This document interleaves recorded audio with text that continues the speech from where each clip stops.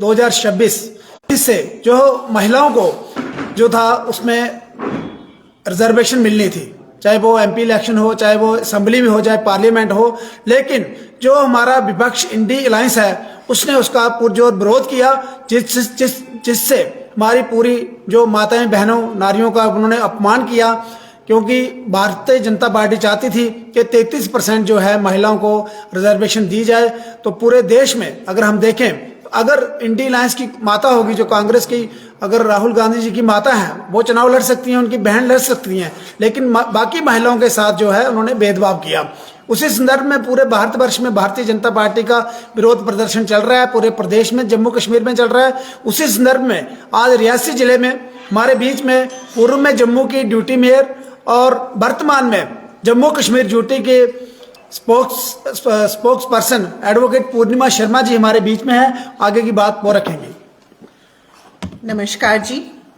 आज की प्रेस वार्ता का मुख्य उद्देश्य जो है, नारी शक्ति वंदन अधिनियम जो 16-17 एक स्पेशल सेशन कॉल आउट किया गया सदन में, केंद्रीय नेतृत्व के द्वारा प्रयास किया गया कि जो महिलाएं, जो भारत की आधी आबादी है, 70 करोड़ महिलाओं को 1/3 प्रतिनिधित्व सदन में, राज्य विधानसभाओं में मिले, ऐसा प्रयास रहा।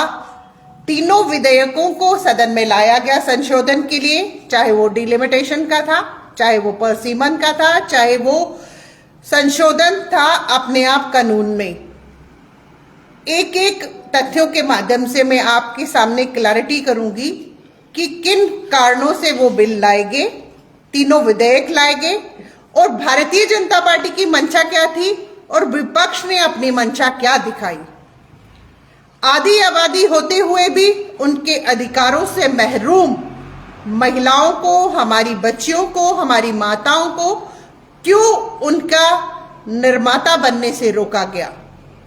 आज सदन की हर तीसरी सीट पे अगर महिला बैठेगी तो भारत की दशा और दिशा अलग से ही दिखती। लेकिन विपक्ष दल, जिसको इंडिया अलायंस भी कहा जाता है, जिसमें सपा, कांग्रेस, टीएमसी, डीएमके, सब पार्टियां जो एकत्रित रही, सबकी मंशा एक ही थी, अपनी एकजुटता दिखाना, महिलाओं के अधिकारों का हनन करना, जो विपक्ष ने 16 को 17 को सदन में बहुत खुलेआम दिखाया। आप सब मीडिया बंधुओं ने देखा होगा कि महिलाओं को पूर्ण हक मिले, उनको पॉलिटिक्स में अधिकार तो पहले भी मिले थे, उनको भागीदारी मिली थी, लेकिन नीति के माध्यम से, नीति के माध्यम से जब वो निर्माता बनती, अपने निर्माता होने का जो सक्षमता के साथ वो पार्टिसिपेट करती, महिलाओं की आवाज बनती, महिलाओं की कितनी समस्याएं रहती हैं जो सदन में उजागर नहीं हो सकती हैं। महिला की आवाज उठा सकती है और पूरे केंद्र का, पूरे भारतवर्ष का नेतृत्व 1/3 जो हमारा बहुमत रहता, हमारा जो आरक्षण के माध्यम से हमारी बहनें सदन में रहती, चाहे विधानसभाओं में रहती, तो महिलाओं की आवाज उजागर कर पाती। तीनों विधेयकों में विपक्ष ने मुद्दा बनाया डिलिमिटेशन का। 1971 की जो जनगणना हुई थी, मात्र संख्या थी 54 करोड़। आज की जो संख्या है वो 140 करोड़ की आबादी है, जिसमें महिलाओं का संख्या जो है वो 70 करोड़ आती है। 54 करोड़ की संख्या में क्या प्रॉपर रिप्रेजेंटेशन हमारी महिलाओं को 1/3 रिप्रेजेंट कर पाती? दूसरा जो संशोधन उन्होंने परसीमन का कहा, एक जो है सीट वो 10,000 की है और दूसरी जो सीट है वो 40,000 की है, 60 लाख की है। ऐसी प्रॉपर पूरी डिलिमिटेशन होने के माध्यम से सारी जनगणना के आधार पर 50% जिसका नियम रखा गया था कि उस एवरेज के आधारित सब राज्यों में सीटें बढ़ती, 1/3 बहुमत के साथ महिलाओं की सीटों को आरक्षण मिलता, तो सदन की आवाज ही अलग होती। और यहाँ की तीसरा विधेयक जो संशोधन का लाया गया वो था दिल्ली, पांडुचेरी और जम्मू कश्मीर जो केंद्र शासित प्रदेश हैं, यूटी काउंट होती है और उसको प्रॉपर एक यूटी एक्ट जो है वो उसको कंट्रोल करता है। अगर उसमें संशोधन नहीं होता, उस विधेयक को इसलिए लाया गया कि तीनों की जो संख्या थी उसमें संशोधन लाया जाए और उसके आधारित 32, 28 और 20 की रेशो से तीनों में संख्या महिलाओं की बढ़ती विधानसभा में, तो प्रॉपर आवाज महिलाओं की जो है वो जनता के बीच में जा सकती थी। लेकिन विपक्ष ने चौथा जो मुद्दा बनाया, दक्षिण भारत की सीटों को बिना किसी होमवर्क के कि यहाँ पर जो है वो हमारी सीटें घट रही हैं, जो हमारा केंद्र नेतृत्व है उसने बड़े क्लियर शब्दों में एक एक तथ्य सदन में रखा, एक एक तथ्यों के माध्यम से हर विधेयक की चर्चा हुई। जो भी क्वेश्चंस विपक्ष ने किए, किसी को भी रोका नहीं गया कि उस पर चर्चा नहीं होगी। एक तरफ वो कहते हैं कि लोकतंत्र की हत्या भारतीय जनता पार्टी कर रही है। अपने आप में पारदर्शिता के साथ आप एनालाइज कर सकते हैं कि लोकतंत्र की हत्या करते हुए महिला की आवाज को दबाया गया तो वो विपक्ष है। वो काला दिन सदन की पटल पर एक काला दिन घोषित होना चाहिए, जिन्होंने महिलाओं को अधिकारों से महरूम रखा, दूर रखा। ऐसे विपक्ष को जो मात्र अपना क्रेडिट लेने के कारण महिलाओं को अधिकारों से वंचित रखा, आज महिलाएं एक आवाज बनकर जो हमारे चुनाव होने जा रहे हैं, एक करारा जवाब जो है वो हमारी माताएं बहनें आने वाले चुनावों में देने जा रही हैं। तो विपक्ष प्रतिपक्षता के साथ पूरा सजग रहेगा कि महिलाओं का करारा जवाब क्या होता है। आपने देखा होगा यूपी की महिलाओं ने ठान लिया था सत्ता परिवर्तन, तो सत्ता परिवर्तित करके उन्होंने बताई।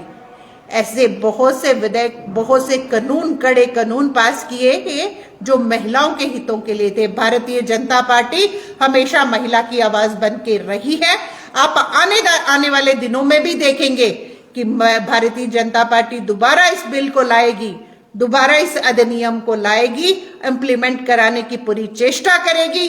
यहाँ ये भी आरोप उनके ऊपर लगाया गया कि मात्र अपना क्रेडिट लेने के लिए आपने, एक और इलेक्शन चल रही थी, सदन में सांसद अवेलेबल नहीं थे।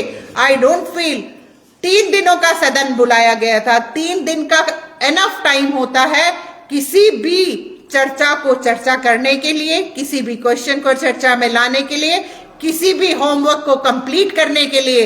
और पारदर्शिता के साथ कोई एसी रूम में बैठकर किसी ने विधेयक पास नहीं किए, किसी ने उसको इंप्लीमेंट करवाने की कोशिश नहीं की।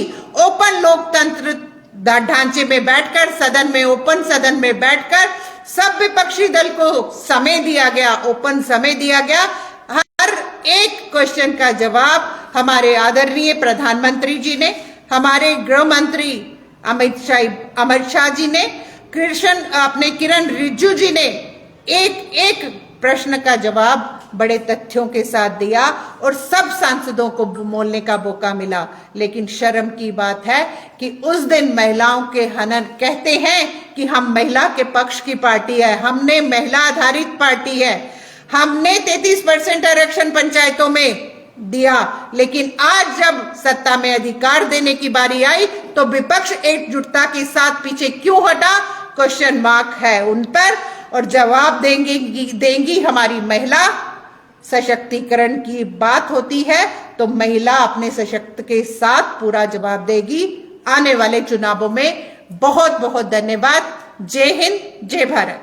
अपोजिशन पार्टियों का कहना है जा रहा है कि डिलिमिटेशन का ही बहाना था। 2000 जो वुमेन रिजर्वेशन बिल है ये तो पहले से पास हो गया और पूर्ण बहुमत से सबने इसका सपोर्ट किया था। ये सिर्फ कहीं ना कहीं हर चुनाव भविष्य में जो होंगे वो जीतने के लिए डिलिमिटेशन करवाने के लिए ये बिल लाया गया था। मेरी मीडिया बंधु भली भांति परिचित हैं। मैंने अपने वक्तव्य के माध्यम से पूरा क्लैरिटी के साथ आपका उल्लेख किया कि डिलिमिटेशन क्यों जरूरी थी।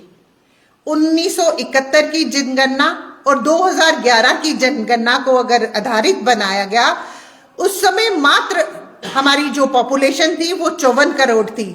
आज हमारी जो पॉपुलेशन है वो 140 करोड़ है। क्या हमारा नेतृत्व महिलाओं के साथ सही जस्टिस कर पाता? अगर इम्प्लीमेंटेशन 2014 में हो जाती या एग्जिस्टेड सीट्स पे हमारी रिजर्वेशन हो जाती, डू यू फील कि हमारी महिलाओं को उनका प्रॉपर अधिकार मिल पाता? Decades of delay but one decisive leadership अपने आप में दर्शाती है कि आने वाले दिनों में ये नारी शक्ति वंदन अधिनियम पारित हो चुका है, लेकिन इम्प्लीमेंट होगा और महिलाओं की आवाज बन के भारतीय जनता पार्टी इसको इम्प्लीमेंट करवाएगी। अपोजिशन का कहना है कि 2023 में जो कानून लाया गया उसने भी अपोज किया गया इस बिल को। बिल्कुल वो एकजुटता के साथ इंडी अलायंस का हिस्सा है और उन्होंने भी उनके जो संसद में प्रेजेंट थे उन सब ने भी सदन में इसको पारित नहीं होने दिया। मैडम 2023 में जो कानून लाया गया, अपोजिशन का कहना है कि उसमें भी ये जिक्र था कि जनगणना के बाद जो है इसे इम्प्लीमेंट किया जाएगा। एक तो ये, और दूसरा ममता बनर्जी का ये कहना है, तृणमूल कांग्रेस का, कि जितनी रिजर्वेशन इस कानून में है उससे ज्यादा तो अभी भी उनकी पार्टी में महिला सांसद या फिर विधायक है।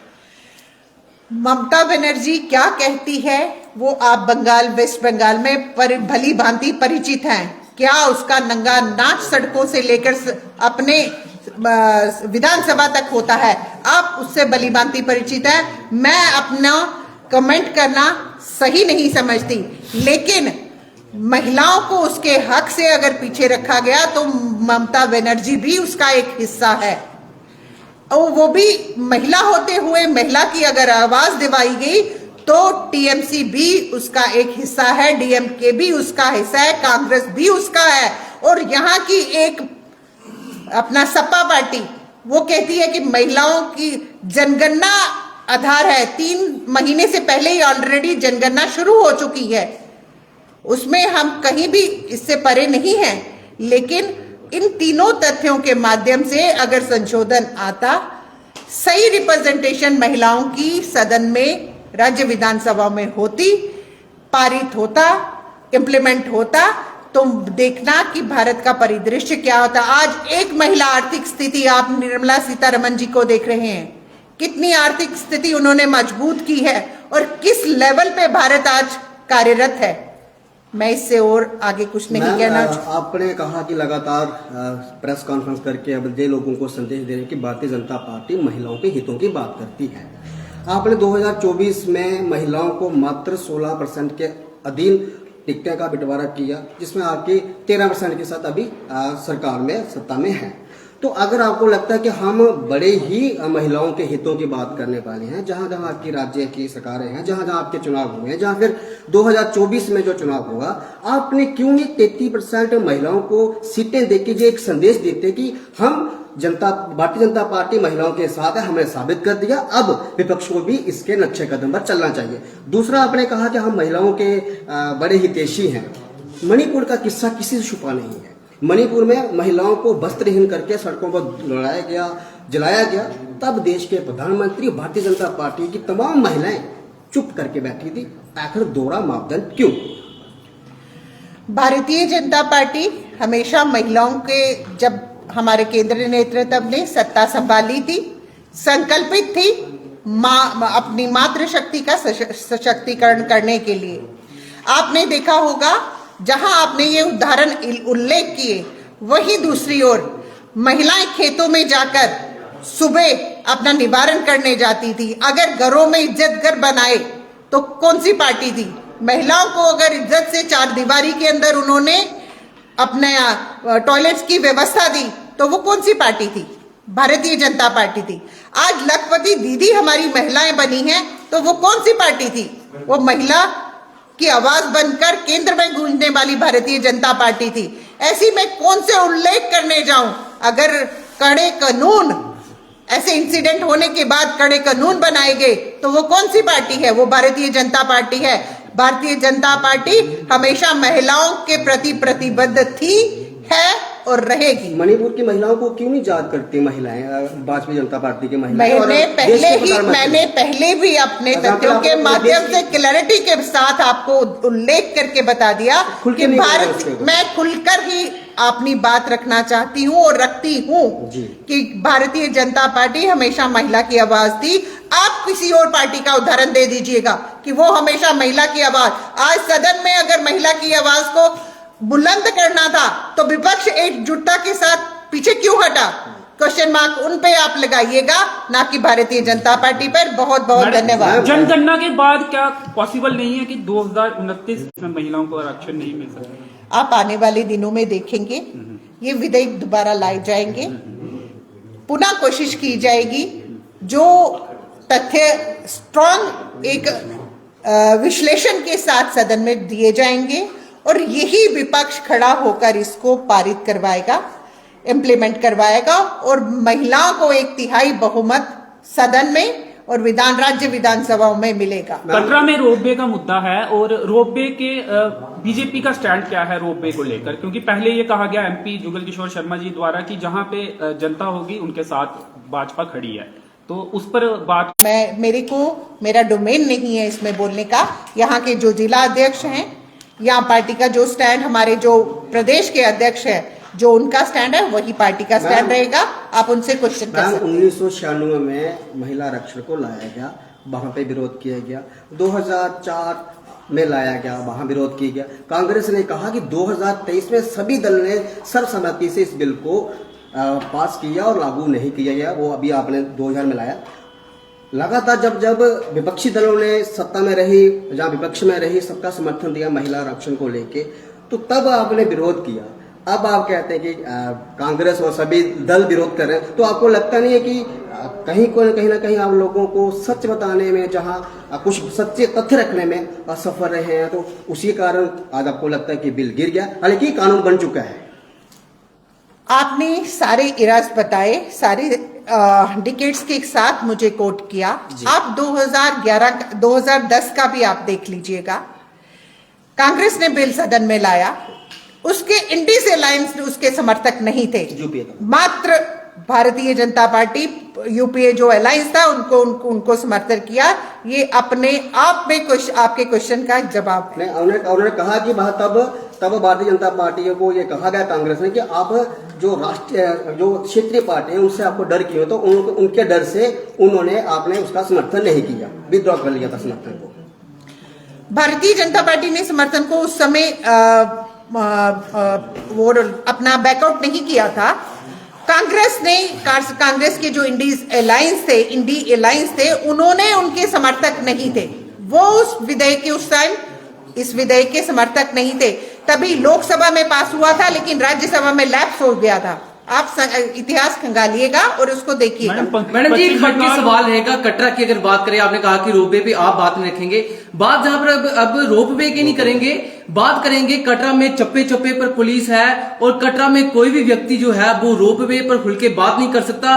कटरा के लोग क्या, अगर पत्रकार भी अगर रोपवे पर बात करते हैं, जहां कटरा पे पुलिस क्यों इस पर बात करते हैं, उनकी पोस्ट डिलीट करवा दी जाती है, उनको प्रेशराइज किया जाता है, उनके घर पे नोटिस भेजे जाते हैं। क्या ये पार्शियल इमरजेंसी समझे? एक तरफ इंदिरा गांधी ने जब इमरजेंसी की थी वो लोकतंत्र की हत्या मानते, क्या मान के चले कि कटरा में लोकतंत्र की हत्या हो रही है? ये कमेंट करेंगे। मैम, आप नेशनल स्पोक पर्सन है। मैं नेशनल नहीं, मैं प्रदेश की है। आपके प्रदेश मैं प्रदेश की प्रवक्ता हूँ। मैं प्रदेश की, मैं आप बात नहीं करेंगे। मैं कटरा में संविधान की हत्या हो रही, जहाँ पे इमरजेंसी जहाँ पे लगाई जा रही है। आज इमरजेंसी है ना, भारतीय जनता पार्टी कभी इमरजेंसी के हक में रही है। क्या आप इसमें डोमेन हमारे अध्यक्ष जी का है। लोकतंत्र के चौथे स्तंभ को भी जहां पर प्रेशराइज किया जा रहा है, घर पे नोटिस भेजे जा रहे हैं, उनकी प्रॉपर्टी गिनी जा रही है कि आपकी ये प्रॉपर्टी है, आप इस वीडियो को डिलीट नहीं करते, आपकी प्रॉपर्टी सीज की जाएंगी। इस पे आपका क्या वो मत रहेगा? देखिए, इसका मैं उत्तर देता हूं आपको।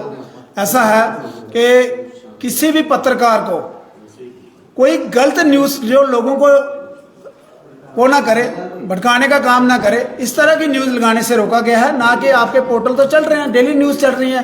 रही बात जो कटरा गंडोले की कर रहे हैं कि लोगों को रोका जा रहा है, ऐसा कोई नहीं है। जो प्रोटेस्ट करना चाहे कर सकता है, लेकिन कोई बोल नहीं रहा है, क्योंकि गंडोला जो है वो श्राइन बोर्ड का प्रोजेक्ट है, ताराकोट से लग रहा है, लगे, लेकिन मेरी ये इसमें रहेगी शाइन बोर्ड से भी, क्योंकि शाइन बोर्ड का प्रोजेक्ट है कि कटरा का जो लोकल बिजनेस मैन है, चाहे वो बाणगंगा के मार्केट है, चाहे वो पुराना रोड वाली मार्केट है, उन लोगों का भी ध्यान रखा जाए कि क्योंकि उनका बिजनेस जो है इफेक्ट ना हो।